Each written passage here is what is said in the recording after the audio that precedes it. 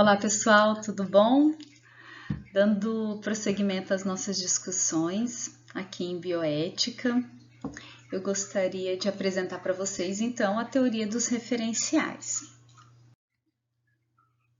Bom, na teoria dos referenciais, só relembrando da nossa última aula, ela é uma teoria que entende, alguns pontos de referência para fazer aquela reflexão crítica, a formação de um juízo crítico de valores dentro do campo da bioética. Então, ela é caracterizada, pelo seu pluralismo, sua inter e transdisciplinaridade, porque ela considera diferentes ciências, ciências da vida, humanas, sociais, exatas e a própria sociedade para dialogar nessa reflexão. Então, nós temos aqui, ela visa ampliar, então, não vem negar os princípios lá da teoria do principialismo, que foi a base dentro de bioética, mas entender os 4 princípios, autonomia, não maleficência, beneficência e justiça, como pontos de referenciais, elencando outros valores importantes, como solidariedade, vulnerabilidade, serenidade, confidencialidade, privacidade, responsabilidade, entre outros. Bom, aqui eu vou apresentar para vocês alguns referenciais dessa teoria, tá? Tais como prudência, equidade, vulnerabilidade, alteridade, solidariedade, espiritualidade e altruísmo. A equidade nós não vamos tratar nesse momento, nós vamos deixar para discutir esse referencial quando a gente for falar de bioética e saúde pública, tá? E eu gostaria de apresentar também qual que foi o autor dessa teoria, tá? Que é o professor William Saad Rosnell, que foi professor emérito da Faculdade de Medicina de Botucatu. Na verdade, ele teve em sua carreira várias passagens e ocupou vários cargos muito importantes. E por ser um pioneiro, junto com outros profissionais, ele é considerado o pai da bioética no Brasil. Tá? Eu fiz questão de apresentá-lo porque ele foi o meu professor no doutorado e ele é super querido, assim, bem essa figura desse idoso super sábio que foi pioneiro para fundar a Sociedade Brasileira de Bioética no nosso país. E ele também, é importante destacar, essa relevância do papel dele, porque ele que presidiu a comissão que elaborou, a primeira resolução, vamos dizer, normativa, com princípios de bioética no nosso país, que foi a resolução 196, em 1996. E nessa discussão, ele já se respaldou, vamos dizer assim, fundamentou não só nos 4 princípios da teoria principialista, mas trouxe para o diálogo esses outros referenciais. Então, por isso da validade e legitimidade dessa teoria dentro do campo da bioética. Então, começando pelo referencial da prudência. Se eu pedisse para vocês descrever para mim como que seria uma pessoa prudente, quais seriam as características e qualidades dessa pessoa? O problema dessa videoaula é que a gente não tem essas interações, mas vamos lá. A definição de prudência. Prudência é a virtude que faz prever e procurar evitar as inconveniências e os perigos. Ela é caracterizada como cautela, precaução, tem como antônimo a imprudência. No entanto, a gente vê, ao lado da imprudência, entendido como uma atitude precipitada, um tanto arriscada, perigosa, né? A gente poderia colocar também como oposto da prudência a imperícia e a negligência. Se vocês observarem naquele caso que nós discutimos de Testemunhas de Jeová, ele trazia a questão da prudência, tá? Porque ele faz o diálogo com o código de ética, né? Então ele fala que a prudência se refere-se a algo praticado quando não deveria ser, na verdade a imprudência, desculpa. A imprudência, ela se caracteriza como algo praticado quando não deveria ser, ao menos do modo como foi realizado, né? Então, por isso que a gente fala que muitas vezes a forma de realizar, né, o modo, isso pode caracterizar uma ação como imprudente, tá?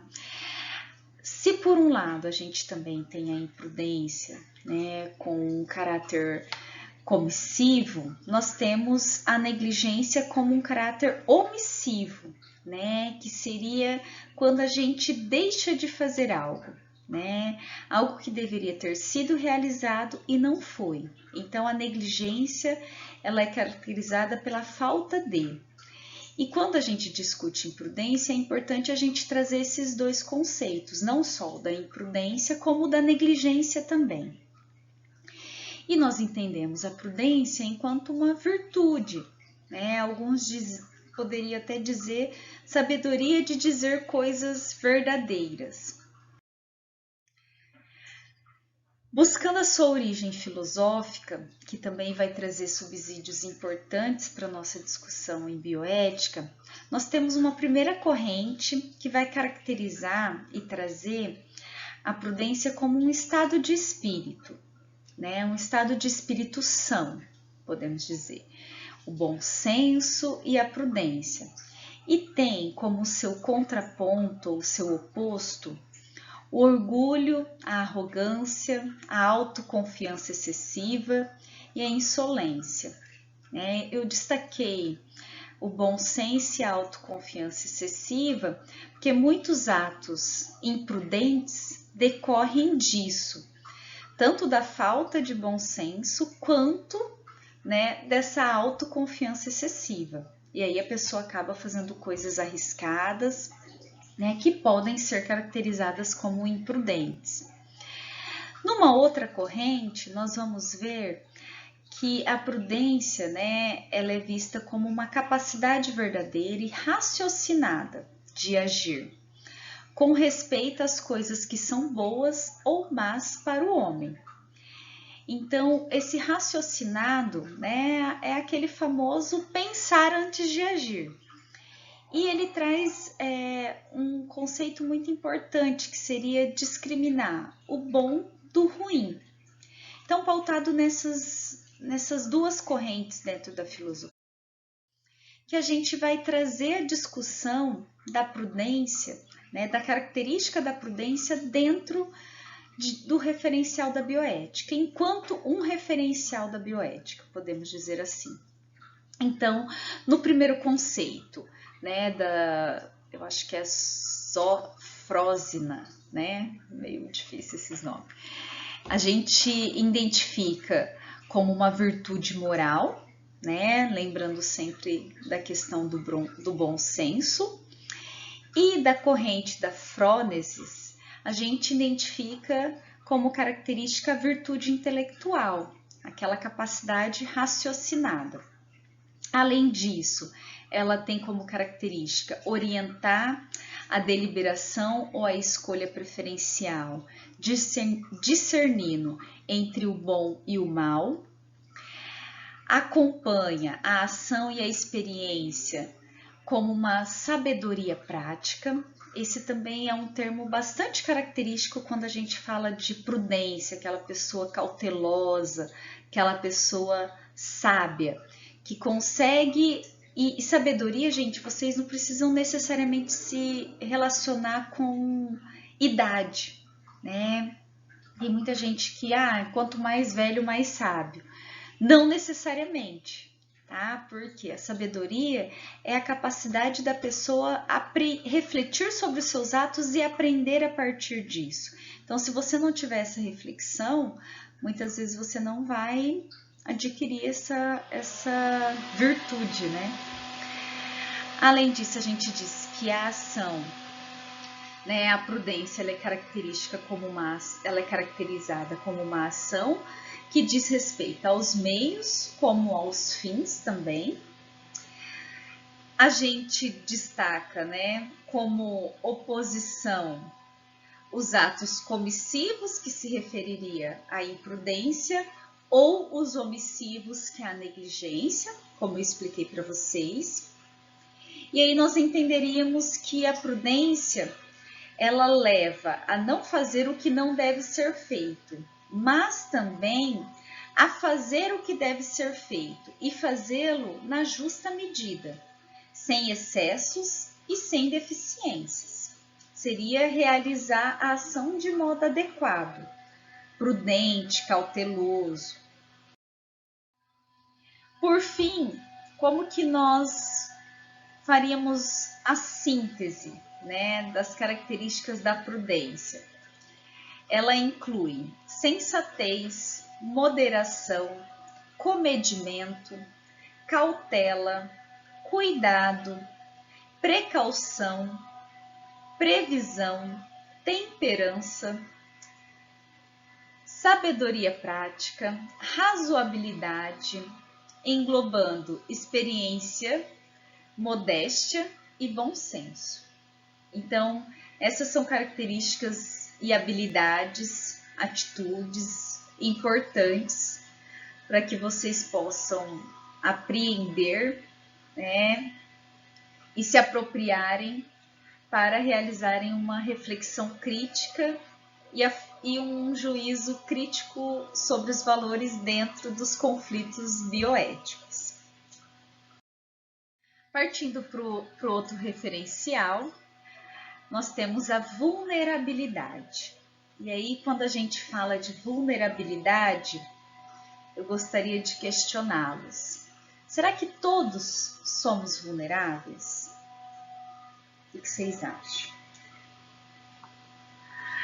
Bom, a vulnerabilidade ela é definida como a qualidade ou estado de vulnerável. Vulnerável é definido como, né, ser vulnerado. E vulnerar é ferir, ofender, melindrar. Pensando nisso, podemos afirmar então que todos somos mortais, portanto, todos somos vulneráveis, certo? Uma outra condição que é importante a gente distinguir nessa discussão é o de ser vulnerável e o de estar vulnerável. E aí o Rosnell vão trazer para mim que o ser humano, ele é sempre vulnerável. Ele pode ou não estar em situação de vulnerabilidade. Portanto, ser vulnerável, o ser humano sempre é. Estar vulnerável pode ser sim ou não. Então, é como se a gente tivesse uma situação latente, né? E uma situação manifesta, né? Que latente a uma situação manifesta. E uma outra seria uma situação de possibilidade, que seria para uma situação provável, né? Do ser ou estar vulnerável. E essas oscilações acompanham todas as situações que envolvem a bioética. E uma das condições, trazendo para o nosso campo, né, dentro da ética biomédica, é a gente indagar se estar doente nos torna vulnerável. O que vocês acham? Sim, né? A doença, ela representa uma ameaça à vida, seja uma ameaça direta ou indireta. Ela sempre traz uma perturbação, a gente diz, um estado de desequilíbrio, né? E que sempre pode trazer e nos colocar nessa condição de estar vulnerável, tá?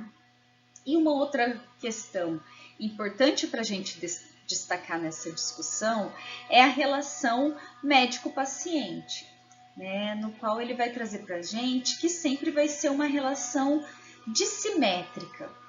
O que isso quer dizer? Que por um lado nós temos um médico que possui o poder do conhecimento e está saudável, e por outro nós temos o paciente que não tem nenhum poder e está com a sua saúde comprometida e é dependente. Tá? Então, por isso, como eles estão em condições distintas e diferentes, né, a gente sempre fala que é uma relação dissimétrica. E sempre o paciente ele vai estar com a sua saúde em desequilíbrio, né? E uma outra palavrinha que eu sempre gosto de ressaltar nessa discussão da vulnerabilidade é a questão da dependência, tá? Só que esse conceito de vulnerabilidade, né, esse referencial, ele é muito discutido dentro da área da pesquisa, né? Como nós vimos naquelas discussões de pesquisa com seres humanos totalmente inadequadas, né, onde utilizava-se de grupos especiais vulneráveis, crianças, pessoas pobres, né, doentes, para uma outra finalidade, na qual eles acabavam sendo prejudicados, né? Então, nós definimos que pessoas vulneráveis, né, absolutas ou relativamente, são absolutas ou relativamente incapazes de proteger seus interesses, seja pela insuficiência de poder, de inteligência, de educação, de recursos, força ou outros atributos necessários para proteger seus interesses. Então, quando a gente fala as crianças são mais vulneráveis, os idosos são mais vulneráveis, né? É porque eles se encontram nessas condições, né? De não conseguir proteger os seus interesses, tá? Então, essa é uma das questões que ajuda a gente a refletir um pouquinho sobre esses grupos especiais vulneráveis. E aí, nós colocamos, né, essa questão da vulnerabilidade, ora vinculada ao princípio da autonomia, ora ao princípio da justiça, que a gente não garante, né, essa condição igualitária para todo mundo, e implicitamente também ao da não maleficência. Para alguns, né, a gente, tendo o termo de consentimento informado, a gente está garantindo, né, que a pessoa está ciente, está exercendo a sua autonomia e que essa condição de vulnerabilidade, ela acabou-se, né? E não. Eu lembro de um professor falando quando ele teve um problema no coração e ele entrando para o hospital, assim, não sei se era um infarto, o quadro dele caracterizava ele em determinada pesquisa. E aí a pessoa perguntando, você aceita? Aceito tudo que você quiser, né? Me socorre porque eu tô aqui. Então a gente está numa condição de vulnerabilidade que facilita para que você aceite todas as condições, né? Quando a gente fala ali do hospital universitário, qualquer coisa que você propor para o paciente, para ele responder a uma pesquisa, muitos respondem, inclusive, com receio de que aquele atendimento deixará de ser feito, né? Isso porque ele está numa condição de dependência, tá? Então, a gente tem que, assim, acho que ainda tem um caminho muito grande para a gente tentar exercitar isso para garantir, né, que essa condição não esteja presente ou seja o mais consciente possível, né? E aí, trazendo a vulnerabilidade enquanto um referencial da bioética, nós temos que partir das seguintes características. O paciente, ele é vulnerável, e aí a gente considera principalmente, vamos dizer, os mais vulneráveis, aqueles pacientes que têm a sua autonomia reduzida, como nós já discutimos. Dentro da pesquisa e da assistência, a gente coloca que existem diferentes elos, né, no sistema que podem ou não ser vulneráveis, tá? Então a gente coloca que o paciente geralmente é o elo final, só que tem outras condições, né, de vulnerabilidade que pode estar atribuída ao sistema, né? Por exemplo, se a gente usar como exemplo a pandemia, né, e a condição do nosso sistema público em atender todo mundo que vai ser acometido. Nós temos uma vulnerabilidade aí do nosso sistema em atender todo mundo ao mesmo tempo, tá? Então, esse é um ponto dentro do sistema que é vulnerável, né? A nossa condição de reprodução da vida, de distribuição de renda é totalmente desigual, que gera vulnerabilidades, né? Então, por isso que ele traz que a vulnerabilidade ela é uma condição sindrômica, porque ela apresenta diferentes condições e fatores externos. Ela não se refere apenas ao paciente. Ao paciente, a gente diz que ele é o último elo da cadeia, tá? E tudo isso faz com que a gente amplie a nossa condição, a nossa concepção de vulnerabilidade. E não entender como um estado individual, tá? Mas também como condições objetivas que geram vulnerabilidades. Como falta de emprego gera vulnerabilidades,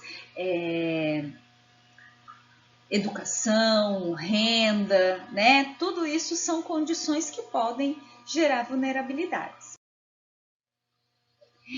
E aí algumas perguntas para a gente pensar e ajudar nessa reflexão. Por exemplo, qual elo ou elos é ou está vulnerável? Qual a causa dessa vulnerabilidade? Como se processa genes? Como ela se manifesta? Como ela vai atingir o ser humano? Aí nós colocamos como enfrentá-la, como evitá-la, superá-la, protegê-la ou tratá-la. Quais as consequências? Quais medidas terapêuticas ou profiláticas devem ser propostas? Então, são algumas perguntas que ajudam a gente nesse processo reflexivo. E para finalizar, né, então, uma síntese de que a vulnerabilidade é um estado sindrômico provocado por causas, fatores ou condições diversas.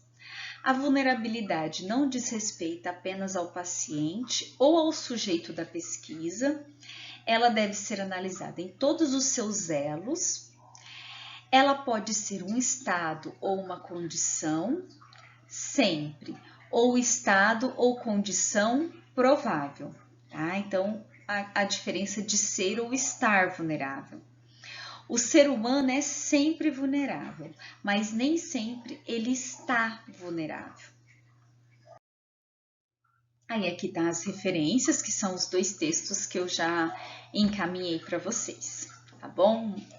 Até a próxima!